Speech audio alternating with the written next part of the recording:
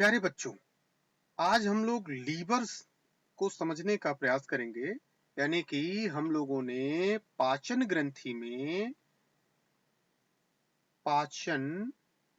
में किसको पढ़ा था? पाचन ग्रंथि, चूंकि हमने बताया था कि तीन होती हैं। एक होती है सैलिवरी ग्लैंड्स, जिसे लाला या लार ग्रंथि कहते हैं। लार ग्रंथि, लार ग्रंथि, और इसको हमने पिछले लेक्चर में सीखा कि यह तीन प्रकार की होती हैं और तीन जोड़ी होती हैं जो कुल मिलकर के हमारे माउथ में क्या करती हैं? लार को भेजती हैं। यानी हम लोगों ने यहां तक इसको पढ़ के समझ लिया था। ठीक है, अब हम लोग आगे समझने वाले हैं इसके दूसरे ग्लैंड्स के बारे में, जिसे हम लोग क्या कहते हैं? यकृत या हेपर। इसे हमने हेपर भी कहा था। तो चलिए पढ़ते हैं, देखते हैं।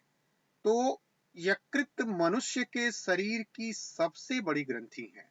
प्यारे बच्चों, इसको मैंने कई बार आपको समझाया है कि the largest gland of our body, माने हमारे शरीर की सबसे बड़ी ग्रंथि। यह सीधे सीधे क्वेश्चंस पुट अप करता है, यहां तक कि वनडे एग्जामिनेशन में भी सामान्य विज्ञान से इस प्रश्न को रखा जाता है। इसलिए आप लोग इसे याद रखिएगा कि यकृत हमारे शरीर की सबसे बड़ी ग्रंथि होती है। ठीक है, जिसका वयस्क में भार, यानी कि एडल्ट शरीर में भार, यानी हम लोगों में भार क्या हो सकता है? तो लगभग 1.2 से 1.5 किलोग्राम होता है। मतलब इसका भार कितना होता है? वेट इसका कितना होता है? माने इसको हम लोग तौलेंगे तो यह लगभग कितना होता है? 1.2 से 1.5, माने लगभग 1.5 किलोग्राम का यह होता है। फिर यह उदर में मध्य पट, यानी कि यह उदर यानी कि पेट वाले पोर्शंस में मध्य पट के ठीक नीचे स्थित होता है और इसकी दो पॉलियां होती हैं। प्यारे बच्चों, यहां यदि हम ध्यान से इस फिगर में देखें तो इसकी दो पालियां हमको यहां दिखेगी। देखिए ध्यान से इसको, इस फिगर को, 16.1 वाले फिगर को। ये है हमारे लीवर की स्थिति, ये हमारे लीवर की स्थिति है। और इसमें देखिए ध्यान से, एक ये लोब है और एक ये लोब है, यानी कि ये दो लोब, एक लोब और ये दो लोब इसके होते हैं। ठीक है, इसी लोब की ये बात कर रहा है। फिर आगे देख लेते हैं।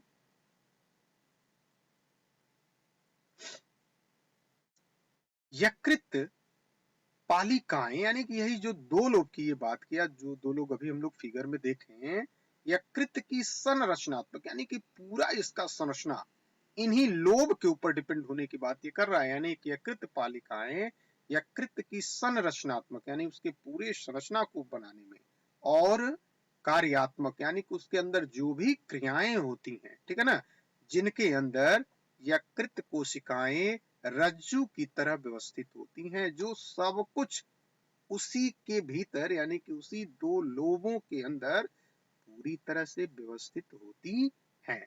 अब यहाँ पे कह रहा है कि प्रत्येक लोब यानी कि पालिका संयोजी ऊतक, ये बात आपको ध्यान रखनी है, कनेक्टिव टिश्यू, यानी कि प्रत्येक पॉली, यानी कि जो दो लोब हैं उनमें से प्रत्येक लोब संयोजी ऊतक की एक पतली परत से ढकी रहती है, यानी कि उसके ऊपर की एक परत होती है जिसे हम लोग क्या कहते हैं? यानी कि इस लोब के ऊपर एक परत होती है। चलिए इसको हम अलग कलर से दिखा दें। एक पतली परत होती है जिसे क्या कहा जाता है? ये कनेक्टिव टिश्यूज की एक पतली परत होती है। ठीक है, फिर आगे देखिए क्या कह रहा है।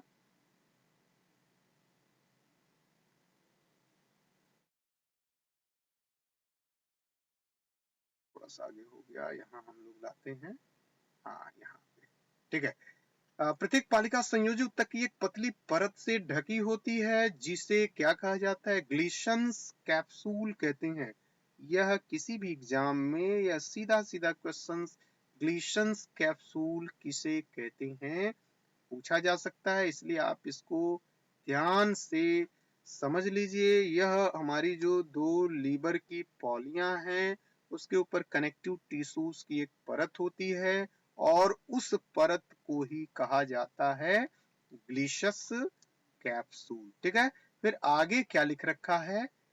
यकृत की कोशिकाएं यकृत की कोशिकाओं से पित्त का स्राव होता है।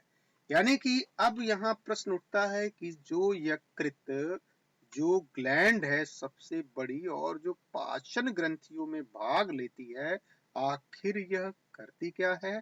तो प्यारे बच्चों, यकृत कोशिका से पित्त का स्राव होता है, बाइल का स्राव होता है।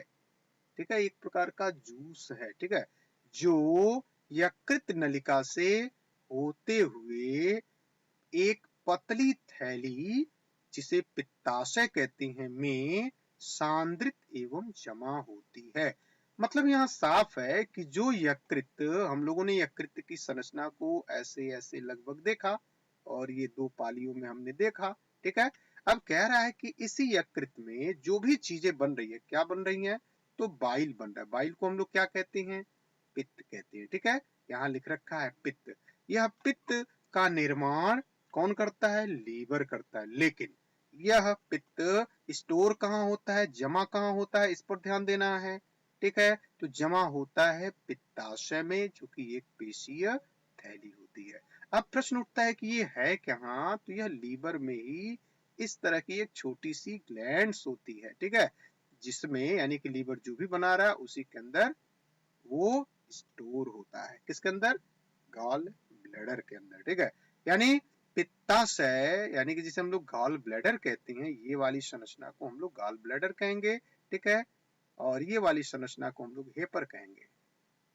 ठीक है, अब पित्ताशय की नलिका यकृतीय नलिका से मिलकर एक मूल पित्त वाहिनी बनाती है। इसे हम लोग चित्र 16.6 में देख सकते हैं। मतलब कह रहा है कि पित्ताशय की नली, तो ध्यान से देखिए, ये है हमारा गॉल ब्लैडर जिसे हम लोग कहते हैं पित्ताशय।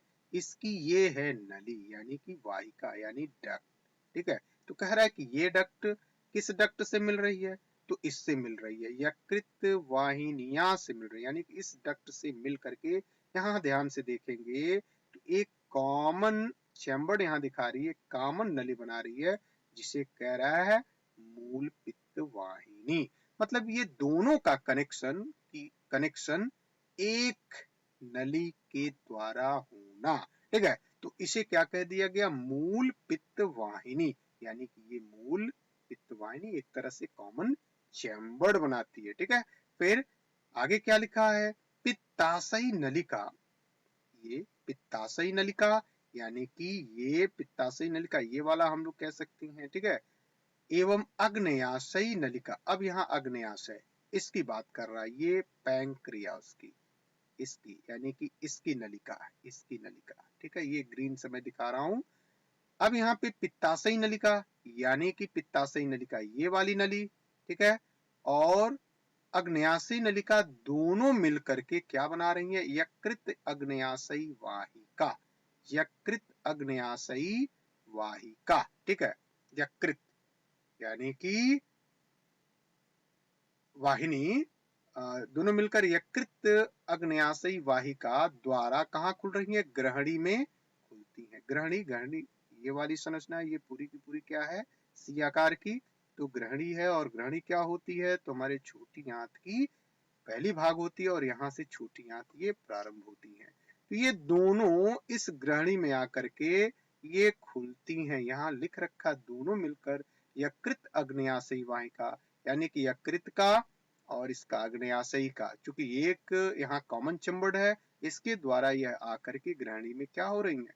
खुलती हैं। ठीक है, अब जो यानी कि ये ओडी अवरोधनी एक प्रकार का इंस्फिंक्टर्स होता है, से यह नियंत्रित होती है। यानी कि एक तरह से हम लोग कह सकते हैं जो भी चीजें यहाँ आई रहती हैं इन के द्वारा, ठीक है ना, यकृत अग्न्याशयी वाहिनी के द्वारा जो भी यकृत यानी गॉल ब्लैडर के जरिए और पैंक्रियास जो भी चीजें लाता है वह ग्रहणी में आना है उसको।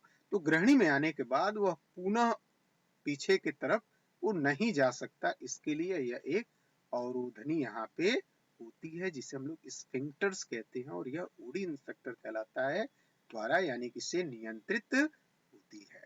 तो इस तरह से हमने आज इसके दूसरे पार्ट्स को समझने का प्रयास किया। अगले लेक्चर में हम लोग अग्न्याशय और ग्रहणी के बीच, ठीक है, की स्थिति को यानी कि यहां से हम लोग समझने का प्रयास करेंगे। तब तक के लिए